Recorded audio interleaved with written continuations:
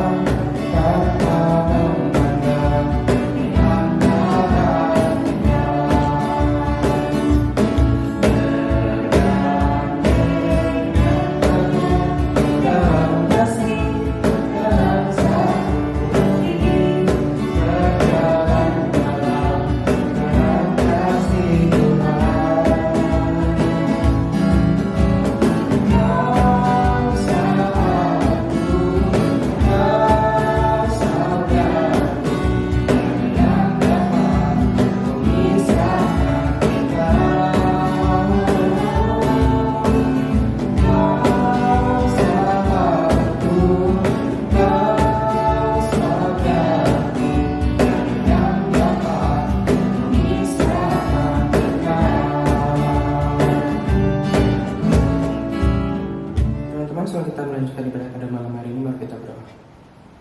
Selamat malam Bapak, kami ucap syukur karena kami telah dapat melanjutkan ibadah online ini karena segala Tuhan. Sementara itu kami akan memulai ibadah pada malam hari ini dari awal pertanyaan hingga akhirnya. Dalam nama Yesus kami berucap syukur dan amin. Mari kita melanjutkan ibadah kita dan menyanyikan melangkah satu lagu, yaitu Kecaplah dan Lihatlah.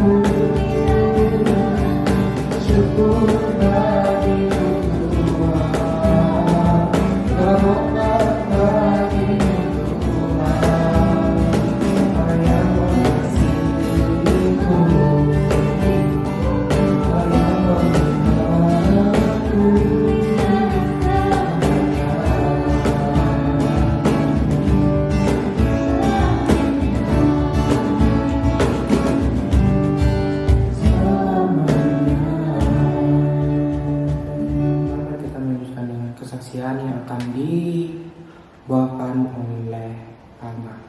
Waktu dan tempat saksikan. Shalom semuanya, selamat malam. Malam.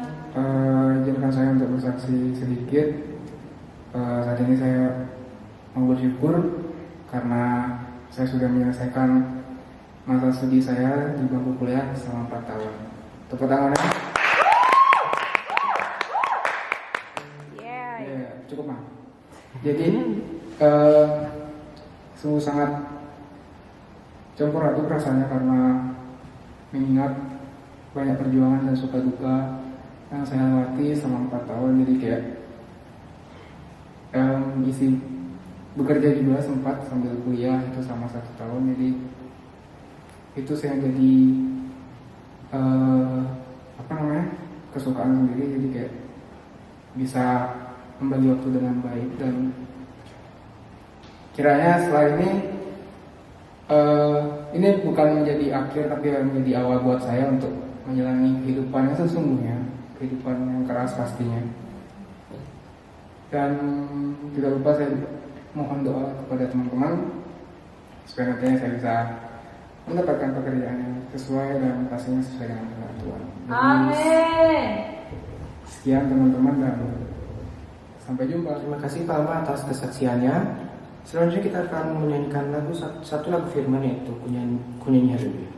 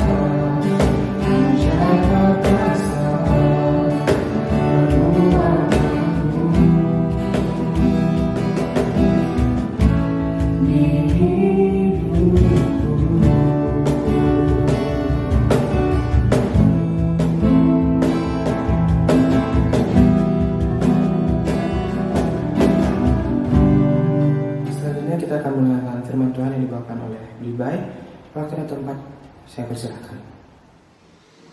Shalom, selamat bertemu kembali bersama saya, Kamang Bayu.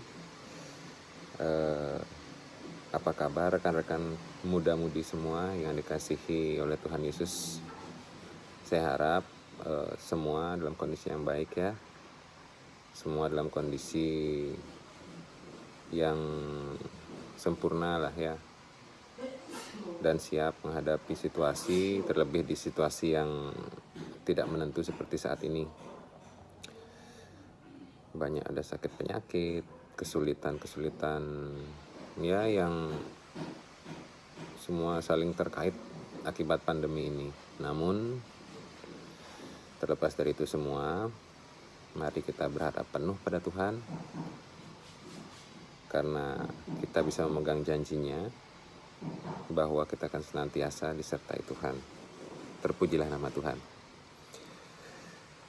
Baiklah, sebelum saya melanjutkan pembacaan firman ini, mari kita bersatu dalam doa. Tuhan, kembali kami datang ke hadirat-Mu Bapa. Kami mengucap syukur untuk segala hal yang sudah Tuhan karyakan dalam hidup kami. Kami mengucap syukur untuk pengharapan yang tidak hentinya daripada-Mu Bapa, sehingga kami tetap bersemangat dalam melanjutkan kehidupan kami. Tuhan Yesus, di kesempatan kali ini, di ibadah online ini, kembali kami dipertemukan pemuda-pemudi Dianapura. Kami akan mendengarkan sedikit dari firman-Mu Bapa. Kiranya Tuhan sertai kami, agar kami bisa mengerti dan bisa melaksanakannya dalam kehidupan kami. Untuk hamba yang membawakan, kiranya semuanya hanya daripada-Mu saja Bapa, karena hamba adalah yang lemah.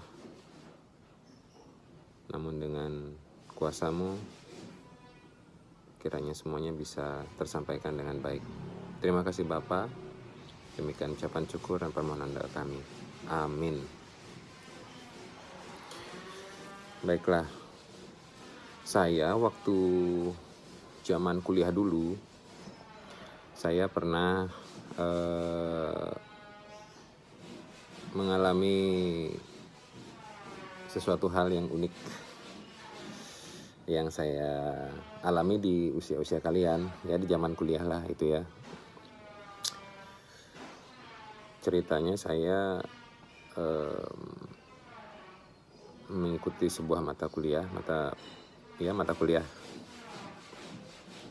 yang mungkin nggak tahu sekarang masih ada atau enggak. Namanya waktu itu saya ingat sekali nih mata kuliah ini. Itu namanya kalkulus. Kalkulus itu ada penjenjangannya, kalkulus 1, kalkulus 2, dan diakhiri oleh aljabar linier. Namun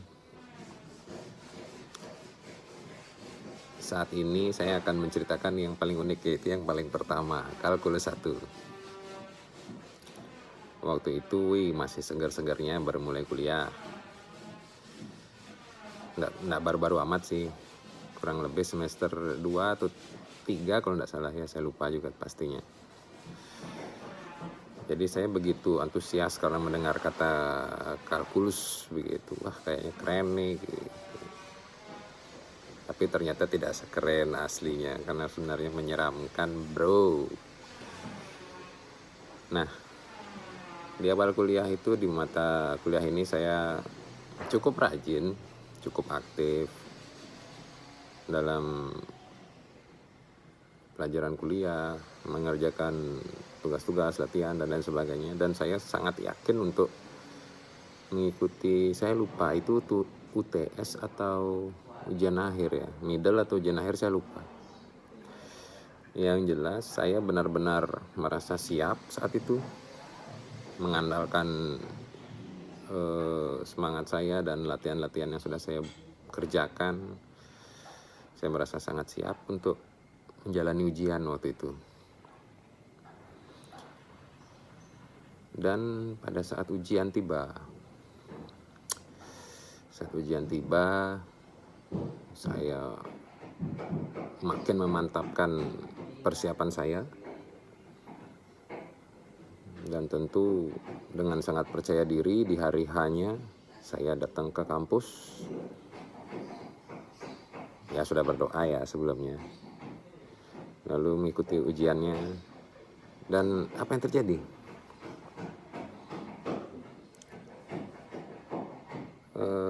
Di sana saya tiba-tiba ada keraguan gitu loh. Entah dari mana, di tengah persiapan saya yang saya rasa sudah matang, set gitu tiba-tiba ada keraguan muncul. Saya berusaha memanage supaya keraguan ini tidak menguasai saya. Saya berusaha meyakinkan diri saya lagi bahwa saya bisa gitu. Apapun soalnya saya bisalah gitu. Namun benar-benar keraguan ini muncul di waktu yang tidak tepat, di saat yang salah, dan waktunya itu adalah di mana saya sudah duduk dalam ruangan. Jadi tidak ada yang bisa saya lakukan selain menghadapi ujian itu. Dan secara pelan tapi pasti keraguan itu mulai menguasai saya dan blank. Saya rumus-rumus saya lupa. Latihan-latihan saya lupa juga gitu loh. Sampai ini keringetan semua. Ini posisi soal sudah dibagikan. Saya sudah intip-intip tapi belum dapat melihat secara seksama, tapi sudah dibagikan. Akhirnya apa yang terjadi? Saya mengerjakan semuanya saya kerjakan, tapi penuh dengan keraguan. Karena apa? Karena saya lupa. Banyak hal, poin-poin penting yang saya lupa dari apa yang sudah saya persiapkan, dari apa yang sudah saya pelajari. Nah, singkat cerita, akhirnya nilainya yang keluar apa? Nilai yang keluar adalah A, alias ambil lagi. Nah, itu adalah kisah saya. Saya cukup ingat ini karena mata kuliah ini benar-benar memberi kesan tersendiri untuk saya. Sekedar informasi saja, saya kalkulus 2 dapat B. Aljabar linier pun saya dapat B juga. Namun apa mau dikata, saya kalkulus 1 yang paling dasarnya sebenarnya. Setelah saya dapat A, alias ambil lagi semester depan gitu maksudnya. Akhirnya saya ulang lagi sampai 3 kali dengan akhir mendapat nilai akhir itu C, alias cukup, gak usah diambil lagi. Ya saya syukuri saja, itulah bagian dari lika-liku perkuliahan saya waktu itu ya. Namun poin penting bisa saya ambil juga di sana. Lalu saya punya gambaran kedua. Saya pernah membaca dalam sebuah wawancara tertulis ini ya. Ya ada yang mewawancarai tapi secara tertulis saya membacanya. Di mana ada seorang stuntman memberi tips bagaimana melakukan adegan berbahaya dengan aman. Ia mengatakan kalau sebelum melakukan adegan berbahaya, ia harus terlebih dahulu memastikan dirinya dalam kondisi prima. Jadi ya stuntman itu kan memang kerjaan berbahaya ya, apalagi stuntman film action, memang hal berbahaya. Jadi memang dia harus punya kondisi fisik yang prima,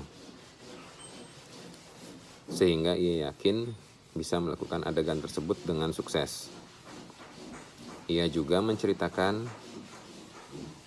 kecelakaan yang pernah ia alami dalam suatu pengambilan adegan berbahaya itu.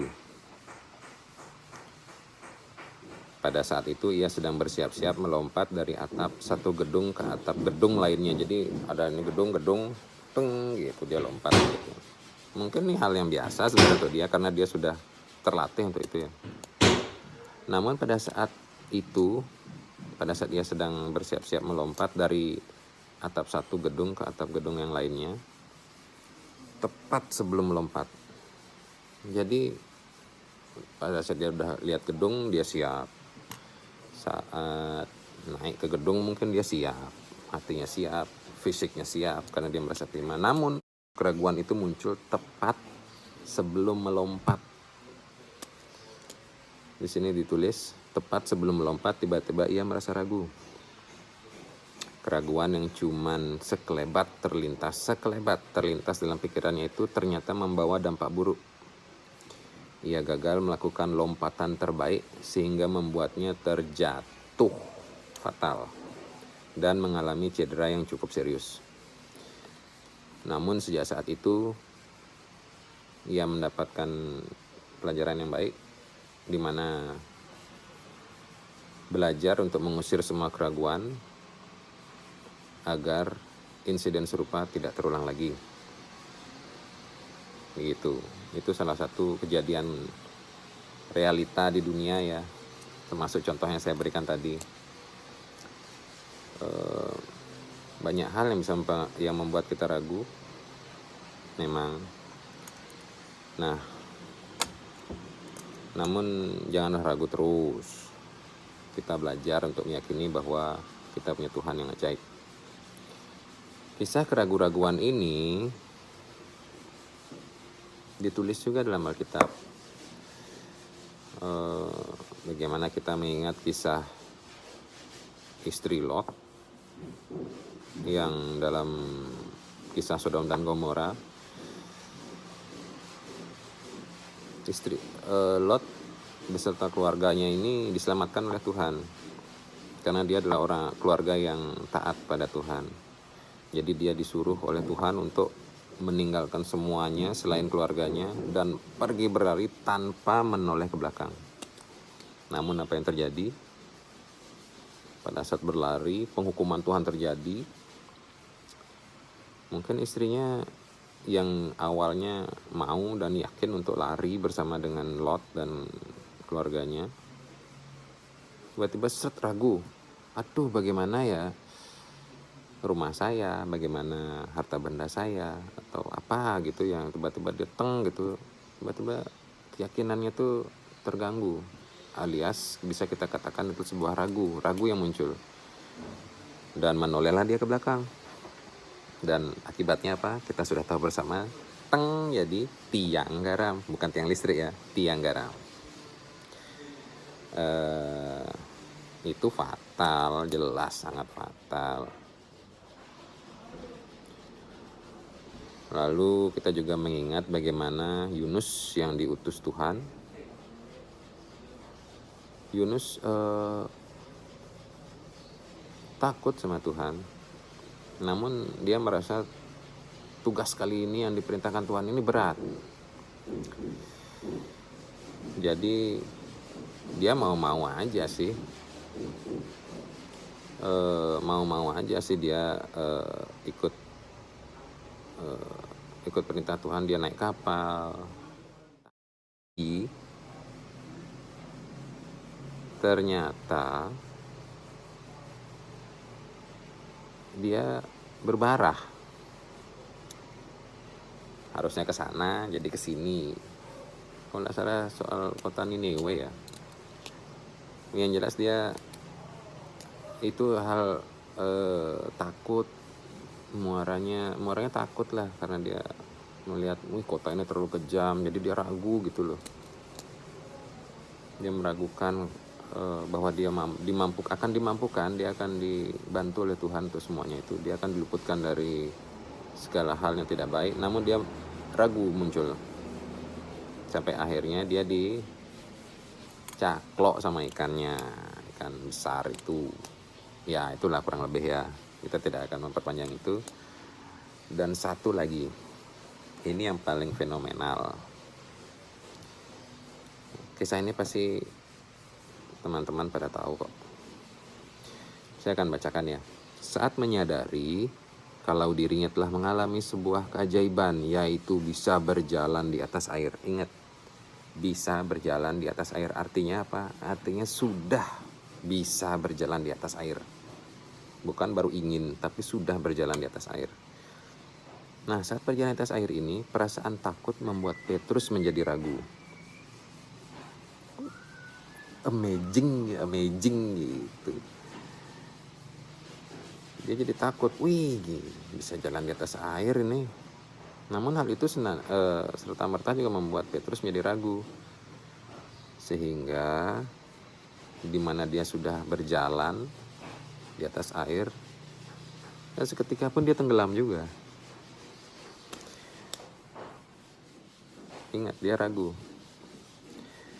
Nah, ini adalah sebuah gambaran jelas bagaimana keraguan bisa menghancurkan kita. Seperti Petrus, kita pun bisa mengalami perkara-perkara besar dan ajaib dalam hidup kita selama kita percaya sungguh-sungguh kepada Tuhan. Namun begitu, kita mulai merasa ragu, kita pun akan mengalami kegagalan. Iblis, bapa dari segala tipu muslihat, akan selalu berusaha menggoyahkan iman kita dengan cara membuat kita meragukan kuasa Tuhan.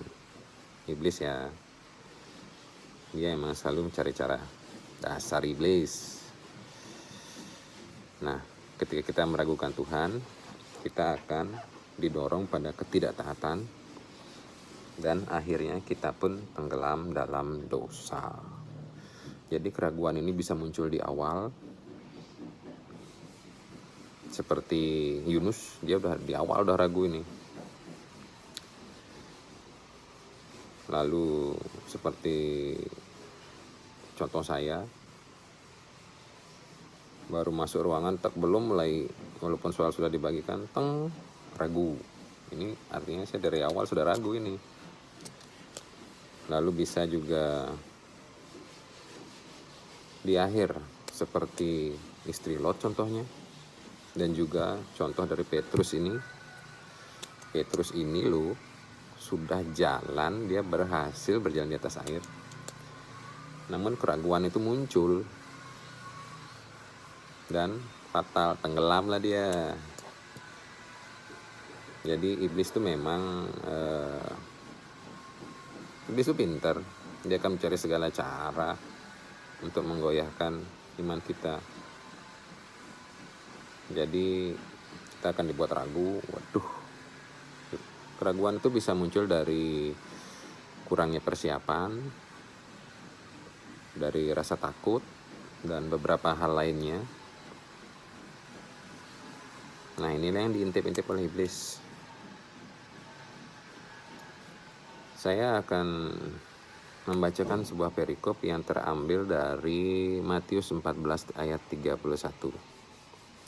Matius 14:31 berbunyi demikian. Segera Yesus mengulurkan tangannya, memegang dia dan berkata, "Hai orang yang kurang percaya, mengapa engkau bimbang?" Nah, hai orang yang kurang percaya, mengapa engkau bimbang?